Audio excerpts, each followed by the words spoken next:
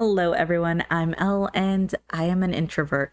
Welcome back for more Elscapades, or if you're new here, welcome.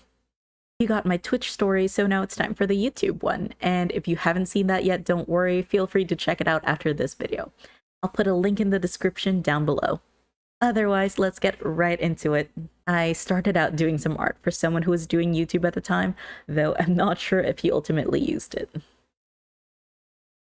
It was pretty fun though, and it did make me think about eventually designing graphics for other YouTubers. I didn't actually get that far, but for other reasons. Though I did figure I wouldn't be a good designer if I didn't know how to make a YouTube video in the first place. At that point though, I hadn't yet considered creating my own channel.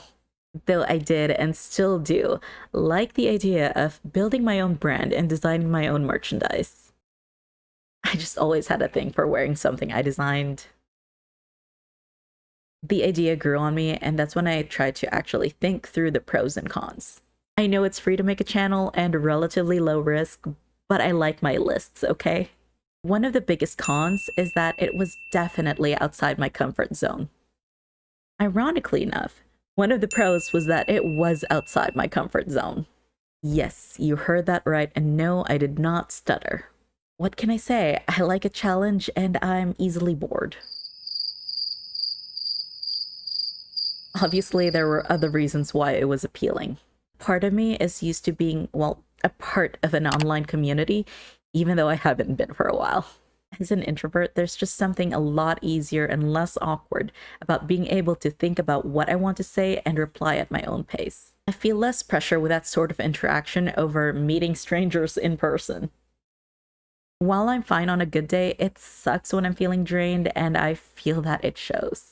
Then there's reasons why I shouldn't do it or why it might be a bad idea. As an introvert, it's more logical to conclude that I should just write a blog. I'm also a lot more confident in my writing skills over my speaking skills.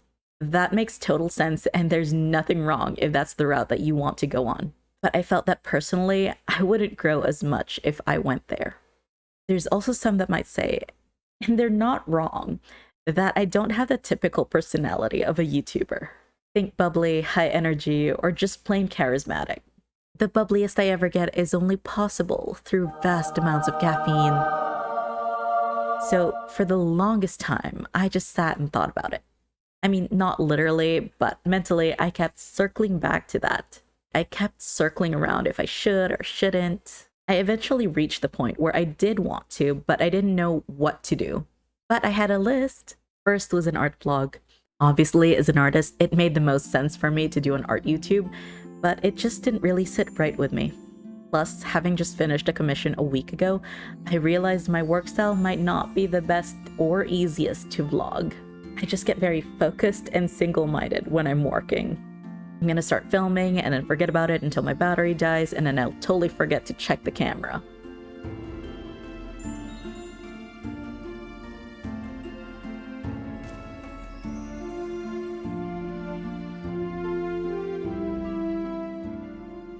Then I'm also the type that can work through about 4 or 8 hours straight other than bathroom breaks, which I definitely do not recommend, by the way. Don't do that.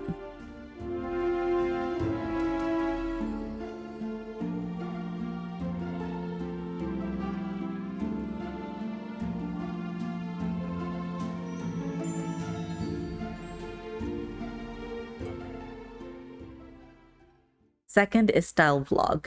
I love dressing up, so I also considered styling outfits. But I felt like I would just end up buying a lot of clothes and only wearing them for the video, which is a waste.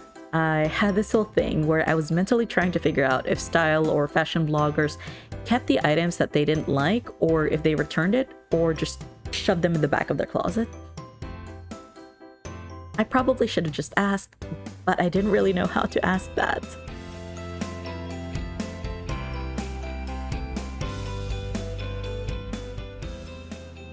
I'm also pretty picky when it comes to actually buying clothes. My wish list is full, but it usually takes a lot more to get me to actually pay money.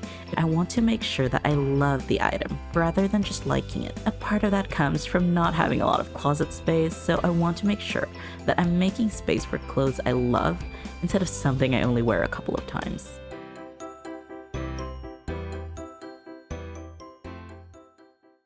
Third was food vlogger. I love food, so I thought about being a food vlogger. But then I wasn't sure if I can eat something interesting every single week, or at least in vast amounts to make it interesting. I suppose there's cooking, but again, not a lot of space.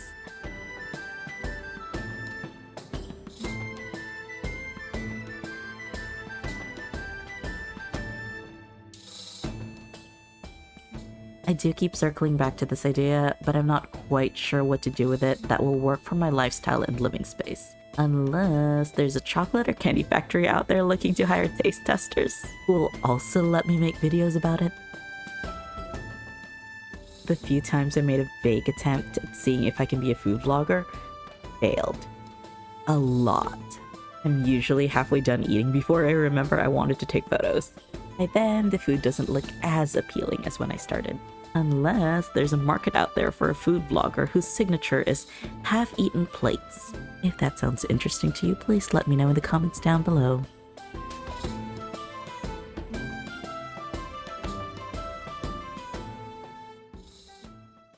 Fourth was a travel vlog. This was actually my favorite idea because that's something I always wanted to do as a kid, which is travel for work. I just wasn't sure what work was best for it and how to do it. Then the pandemic happened and most or all those ideas were pretty much moot point. Ultimately, what decided it for me was looking back on experiences and, well, escapades, haha, that I had pre-pandemic and regretting that I didn't do it when I still could. I mean, I still can now, obviously, since you're watching this.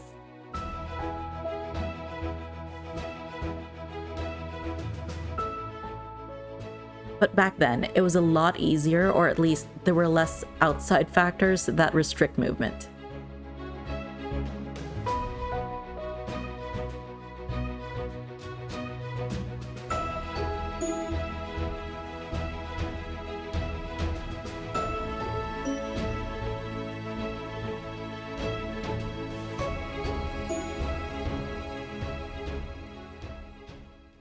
So eventually, I decided to get over myself and start doing something instead of just thinking about it. It really isn't easy as an introvert to put yourself out there when there's a lot more options to stay behind the scenes. But for me, that's the main reason that I do want to do it. I don't want to be stuck in my comfort zone. I like retreating there when I need to, but I didn't want to spend the rest of my life in my comfort zone. So here I am, and there you are watching me hopefully grow in different skills and experiences than I was used to. It is not creepy at all. Unless you show up to my place. That's creepy. Don't do that. The other nice thing about doing YouTube is that I get to say when I'm done talking.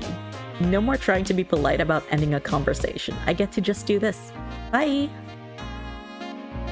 Or if you're considered actually making my... Not... Why can't I say literally? Less easier, or at least, why can I not? Escapades, haha.